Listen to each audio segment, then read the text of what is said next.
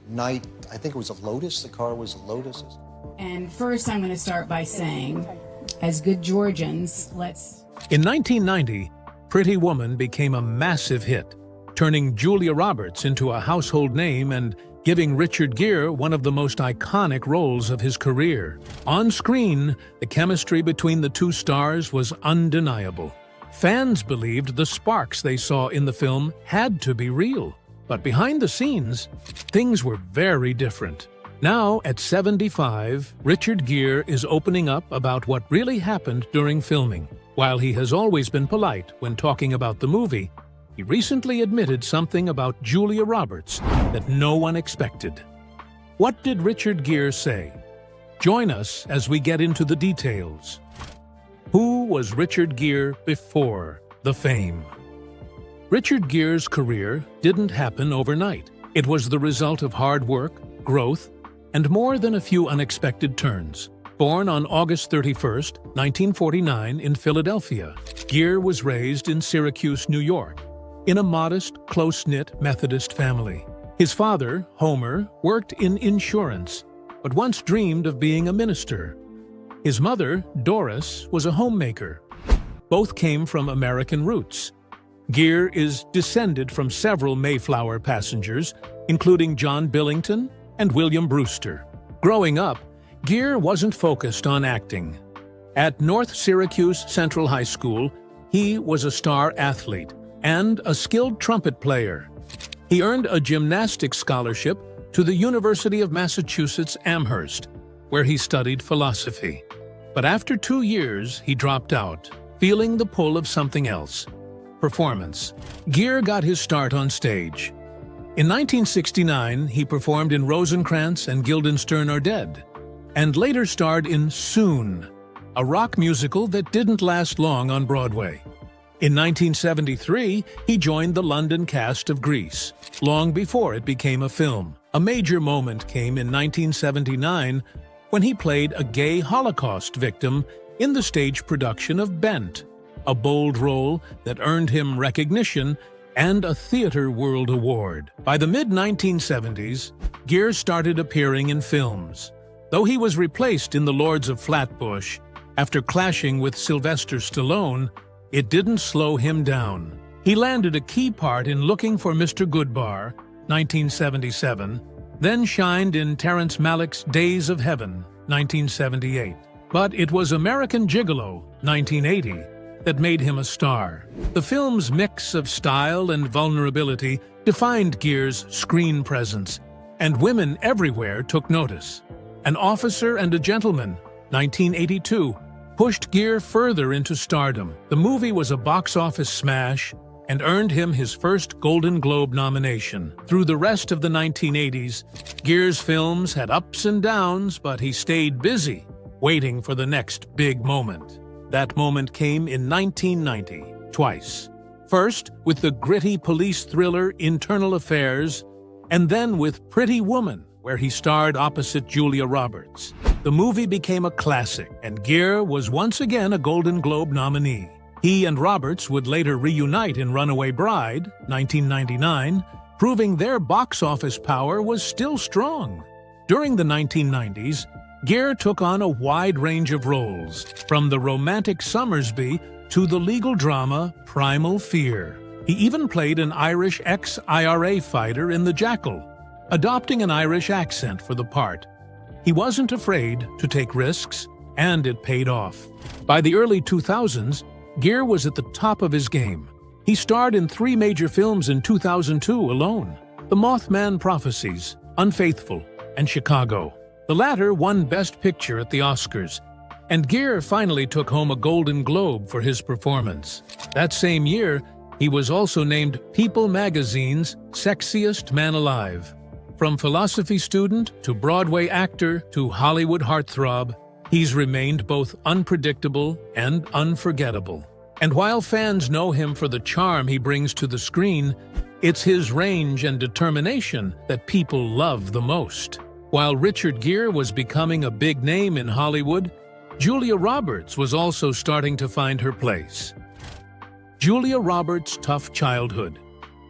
Julia Roberts was born on October 28, 1967, in Smyrna, Georgia, just outside Atlanta. Her parents, Betty Lou and Walter Roberts, were both actors and teachers. Julia comes from a mix of English, Irish, Scottish, Welsh, German, and Swedish backgrounds. Her family was religious. Her father was a Baptist and her mother was Catholic. And Julia was raised Catholic. She has an older brother, Eric Roberts, who is also an actor, as well as an older sister, Lisa, and a niece, Emma, who followed the family tradition and became an actress too. Julia also had a younger half-sister, Nancy Moats. Her parents met while performing in plays for the U.S. Armed Forces and later started a theater school in Atlanta. They even taught acting to Yolanda King, the daughter of Martin Luther King Jr. Because the Roberts family didn't have much money at the time, Coretta Scott King paid the hospital bill when Julia was born. It was a small act of kindness that meant a lot. Julia's parents divorced in 1972 when she was 5. That same year, her mother married a man named Michael Moats, whom Julia didn't get along with. He was often unemployed and abusive, and Julia later said her mother's marriage to him was a huge mistake. The couple had a daughter, Nancy, who sadly died in 2014. Julia's father passed away from cancer when she was just 10 years old. As a child, Julia didn't dream of being an actress. In fact, she wanted to be a veterinarian, but life had other plans. She played the clarinet in her school band and went to public schools in her hometown. But after graduating from Campbell High School, she moved to New York City to try acting. Julia joined a modeling agency and began taking acting classes, starting her journey toward becoming one of Hollywood's biggest stars. Though her early life was filled with ups and downs, it gave her strength and determination. The challenges she faced at home helped shape the passion and emotion she brings to her roles. Julia Roberts didn't just become famous, she earned her place one step at a time. Julia's career. Julia Roberts got her start on television in 1987, playing a young rape survivor in an episode of Crime Story. A year later, she made her film debut in the movie Satisfaction, 1988, where she played a band member alongside Liam Neeson and Justine Bateman. Around the same time, she filmed a very small role in Blood Red with her brother, Eric Roberts. But that movie didn't come out until 1989. And she only had 2 words of dialogue. That same year, she also appeared in an episode of Miami Vice. Her first real breakthrough came with the indie romantic comedy Mystic Pizza, 1988, where she played a Portuguese-American teenager working in a pizza shop. Audiences and critics took notice. Famed critic Roger Ebert praised her beauty and energy, saying she stood out and hinting that the film would be remembered for launching future stars. Then came Steel Magnolias, 1989, a movie based on the stage play. Roberts starred as a young woman with diabetes, acting alongside big names like Sally Field, Dolly Parton, and Shirley MacLaine. Though it was a major step up for her, the experience wasn't easy. The director, Herbert Ross, was known to be harsh, especially with Julia. Co-star Sally Field later said he was particularly tough on her during filming. Still, Roberts shined in the role and earned her first major awards, a Golden Globe for Best Supporting Actress and her first Oscar nomination in the same category. But it was Pretty Woman, 1990, that turned Julia Roberts into a star. She played Vivian, a strong and charming sex worker who falls in love with a wealthy businessman played by Richard Gere. Many big actresses had passed on the part before Julia got it. Actresses like Meg Ryan, Molly Ringwald, and Michelle Pfeiffer passed on the role. Roberts earned $300,000 for the role, which brought her a second Golden Globe and another Oscar nomination, this time for Best Actress. Pretty Woman broke records for romantic comedies, pulling in over $463 million worldwide. It also gave the world one of the most iconic fashion moments in movie history. The red dress Roberts wore in the film is still talked about today. The success of the film didn't just make Roberts a household name. It launched her into movie stardom for good. Now to the question everyone's mind. How did Julia Roberts land the role? Pretty Woman wasn't always meant to be the light-hearted romantic comedy we know today. In fact, it started out as a dark and gritty drama with a much grittier ending. Julia Roberts originally landed the lead role when the film was still titled 3000, a reference to the amount of money her character, Vivian Ward, was paid for a week of companionship. But just 3 days after getting the part, everything fell apart. The production company behind the movie, Vestron Pictures, suddenly shut down.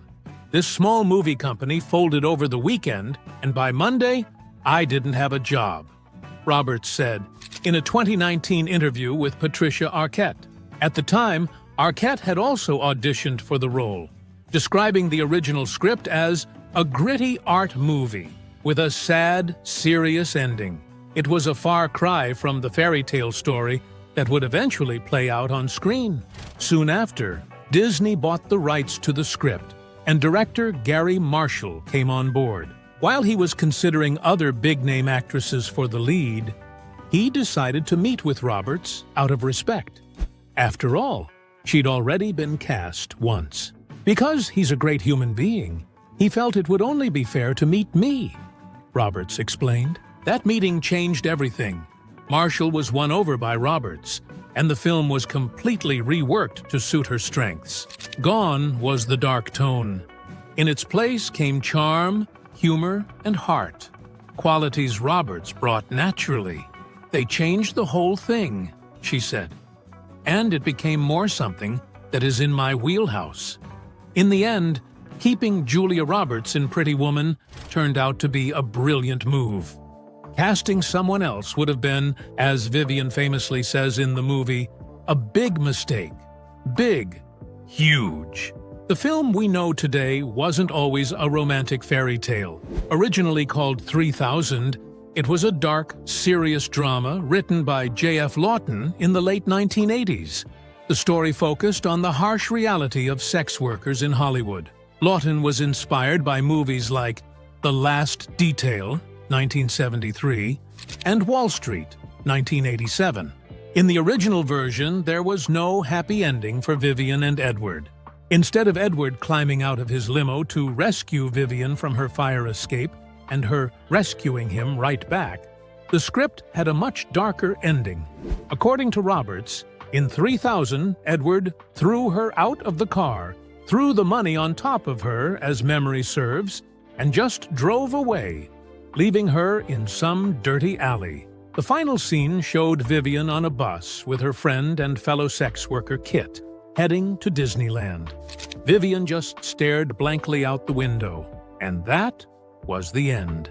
After directing the 1988 drama Beaches, Gere Marshall read Lawton's script and was interested. He saw it as a story about a woman who wanted to change her life, and did. But Marshall had a different vision. He imagined something more like a fairy tale, with a twist.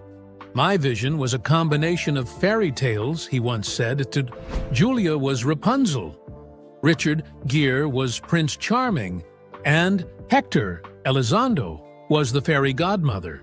It might not have been a vision everyone shared, but it worked. Even though the film's tone changed, some key scenes from the original 3000 script stayed in the final movie. For example, Vivian's awful experience shopping on Rodeo Drive, her date with Edward at the opera, and dinner with businessman James Morse, the man whose company Edward planned to take over. Lawton believed the studio wanted a happy ending because of the chemistry between Roberts and Gere. He said they had also auditioned actors like Al Pacino and Michelle Pfeiffer. It would definitely have been a different movie if it had been Al Pacino and Michelle Pfeiffer, he told Vanity Fair. It might have been closer to the original script and maybe not have had a happy ending, but the chemistry between Julia and Gere, it's clear on the screen. It was clear in the auditions.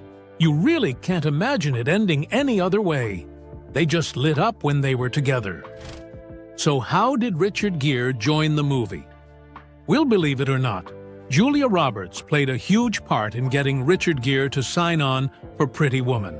Gere remembers the moment when Gary Marshall, the director, brought Julia to his New York apartment to talk things over, leaving them alone. "To be honest, I didn't know if I was doing this movie yet," Gere recalled during a 2015 Today Show reunion with the cast. Well, you know, we had a premiere, was it last night? 2 nights ago. We're across the desk, getting to know each other, being flirty. Then Gary calls and asks, "How's it going?" I'm like, yeah. And Julia takes a Post-it, turns it around and pushes it to me. It said, "Please say yes." It was so sweet. So, I said, "I just said yes." Marshall later agreed with screenwriter J.F. Lawton's belief that the two actors had undeniable chemistry. "The chemistry between Julia and Richard was perfect," he said. "They brought such a charm that I didn't think the audience would want a dark ending. And honestly, I'm from the school of happy endings." The result? Pretty Woman went on to become one of the most iconic romantic comedies in movie history. Roberts received a 1991 Academy Award nomination for Best Actress and also won a Golden Globe that year. Looking back, she admitted, "I had no business being in a movie like that. I couldn't have done it then. I couldn't do it now. Thank God it fell apart," referring to the original, much darker version of the script. It's clear that everything fell into place when the darker version was scrapped in favor of the heartwarming tale that audiences fell in love with. The chemistry between Roberts and Gere, along with Marshall's fairy tale vision, transformed what could have been a bleak story into a timeless romantic classic. What did Richard Gere say about Julia Roberts? Richard Gere recently looked back on his unforgettable on-screen chemistry with Julia Roberts, and did it with a bit of humor. Speaking at a masterclass during the 81st Venice Film Festival on Sunday, Sept 1, the 75-year-old actor playfully joked about their dynamic in the 1990 hit Pretty Woman.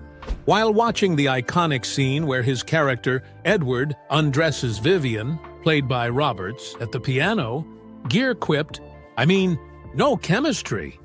The room laughed as he continued, "This actor and this actress obviously had no chemistry between them." He paused, smiling. "I haven't seen that in a long time. That's a sexy scene." Even though fans still adore their on-screen romance decades later, Gere had a more critical take on his character. He admitted he felt Edward was criminally underwritten. In his words, "It was basically a suit and a good haircut." Still, despite his modest take on the role, Gere acknowledged how massive the movie became. "This is a movie, a very small movie with a wonderful director named Gary Marshall," he told the audience. "But we were having fun making this little tiny movie. We didn't know if anyone would ever see this little tiny movie. No one would ever pay attention to this little tiny movie." One of the film's steamiest scenes, Edward and Vivian at the piano, wasn't even in the script. Gere shared that it was improvised on set and based on his real life. "Gary said to me, 'What do you do late at night in a hotel?' And I said, 'Well, I'm usually jet-lagged.'" Gere explained that he'd often find a piano in the hotel's ballroom or bar and play.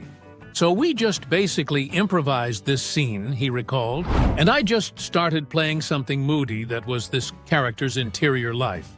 It was a small moment born out of late-night habits. But like much of Pretty Woman, it became a piece of movie magic that fans would remember forever." Has Julia Roberts had issues with co-stars before? Julia Roberts may have become America's sweetheart on screen, but behind the scenes, especially early in her career, things weren't always so sweet. She earned a bit of a reputation for being difficult to work with, surprising many who admired her.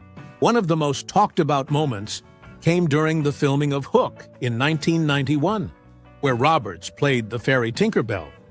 Rumors swirled that crew members had nicknamed her Tinkerhell due to tensions on set. When asked about the nickname in an interview with Entertainment Weekly that same year, Roberts claimed she had never heard it, but she didn't exactly deny the rumors either. "But I'm a normal person," she said. "I mean, if I sit in my trailer for 6 hours doing nothing, I'm going to say, 'What the fuck is going on?'" Even director Steven Spielberg, who led Hook, didn't shy away from the topic. In a 60 Minutes interview, he admitted, "It was not a great time for Julia and me to be working together." When asked if he'd ever team up with her again, he answered with a smirk, "This is a 60 Minutes question, isn't it?" Roberts later reacted to the interview with shock, telling Vanity Fair, "I saw that, and my eyes popped out of my head. I couldn't believe that this person that I knew and trusted was actually hesitating to come to my defense." And the bumps in the road didn't stop there. In 1994, she openly admitted that she didn't get along with her I Love Trouble co-star, Nick Nolte. Over the years, whispers have circulated that she's clashed with other big names too, including Hugh Grant and even Meryl Streep. In a more recent interview with the British Vogue, Roberts sat down with Notting Hill director Richard Curtis, who revealed something unexpected. He had been scared of her when they first met. Julia Roberts once admitted that, early in her career, she made a deliberate choice not to get too friendly on movie sets. That revelation came during a recent conversation with Notting Hill director Richard Curtis for British Vogue. Roberts had told Curtis, "We have better, more fun conversations now than we had 25 years ago." To that, Curtis responded with a surprising confession. "I was scared of you then. Do you remember what you said to me on the final week of Notting Hill?" She didn't, but Curtis reminded her, "You said you have to be careful in movies, careful you're not too friendly." When she asked why she might have said that, Curtis explained, "Because you said someone will always slightly take advantage of it. That someone will always suddenly ask you to meet their mom and come to dinner and everything." Curtis understood it as a way for Roberts to protect herself. "You just felt you had to focus on your job," he said. He then asked if she still feels the need to hold back. Roberts admitted that it's tricky. She explained that sometimes she pulls back because she doesn't know how far someone might try to take that familiarity. "And sometimes people are so familiar with me. I'll say, 'Hi,' and they'll say, 'Oh my God, hi.' I have hugged, warmly, total strangers," she shared with a laugh. Elsewhere in the interview, Roberts got honest about how her personality can sometimes be misunderstood. "I think I speak very plainly," she said. "That's kind of how I see myself. I'm very forthright." But she added that not everyone reacts well to that kind of directness. "There are a lot of personalities in the world that don't accept that easily, and it can seem really harsh, even if I feel like I'm just being honest. Still," she made it clear, "I never am trying to be unkind." Her blunt style even came into play during the making of Notting Hill. Curtis revealed that Roberts once asked him to change a line in the script, one that had a direct impact on her real-life career. In the movie, Roberts plays famous actress Anna Scott, who's asked how much she was paid for her last film. The original line had a lower figure, but Roberts pushed for something higher. Curtis admitted, "I lowballed you, but you insisted on me changing the script so that your price for your next movie would go up." It was a clever move, showing that behind Roberts's friendly smile and honest words is a smart woman who understands both her craft and her value. Despite the rocky beginnings, she and Curtis ended up becoming good friends and collaborators. But interestingly, amid all the reports of friction, one co-star she had no problem getting along with was Richard Gere. From the beginning of Pretty Woman, the two just clicked, on screen and off. Julia Roberts' affair. Julia Roberts is one of the rare Hollywood stars who seems to have truly found lasting love. She's been married to cinematographer Danny Moder since 2002, and together they have 3 children, twins Hazel and Phineas, who are now 18, and their younger son Henry, who's 16.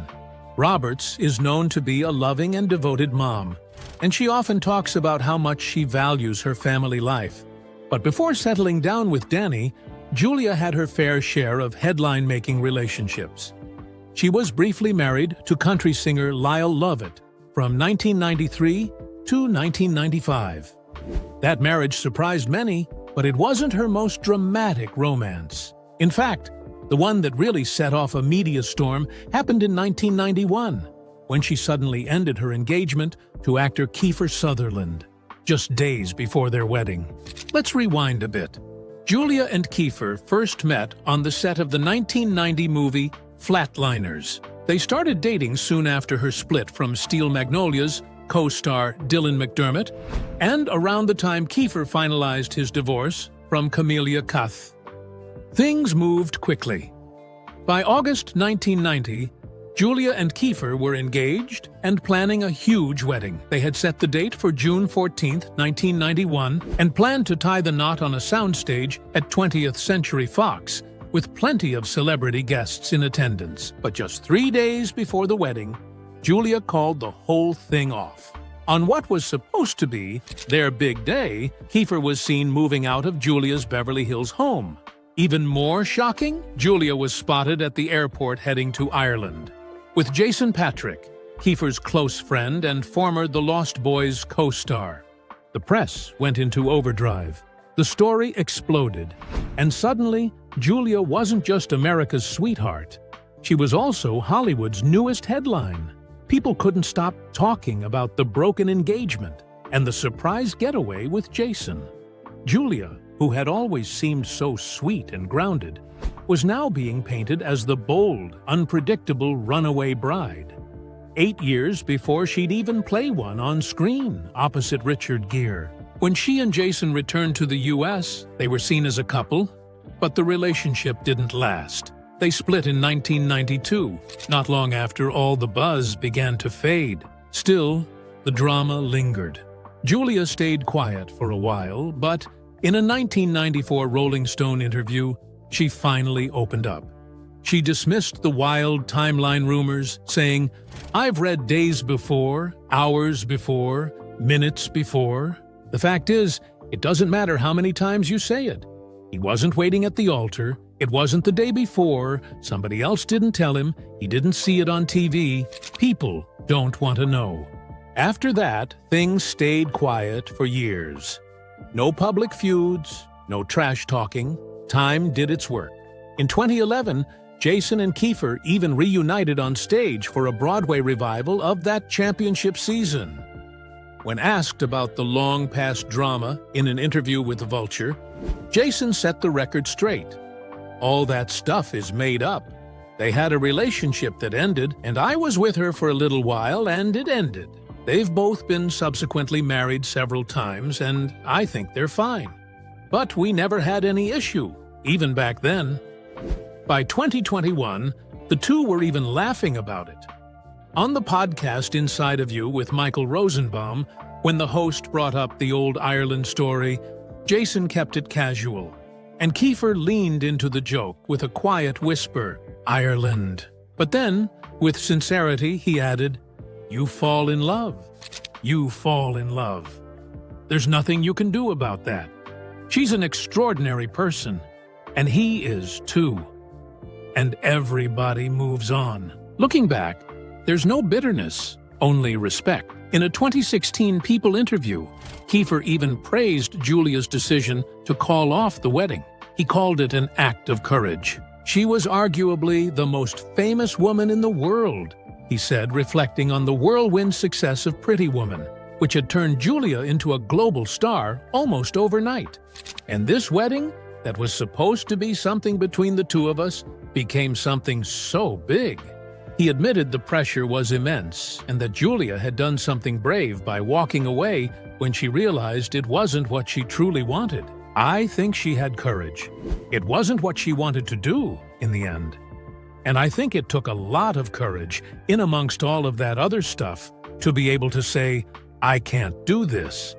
Time has healed the old wounds, and all three have moved on with their lives. Kiefer went on to marry Kelly Wynn in 1996, though they later divorced in 2004. Since 2014, He's been in a long-term relationship with fiancée Cindy Vela. Jason Patrick, meanwhile, had a long on-and-off relationship with Danielle Schreiber between 2002 and 2012, and they share a son together.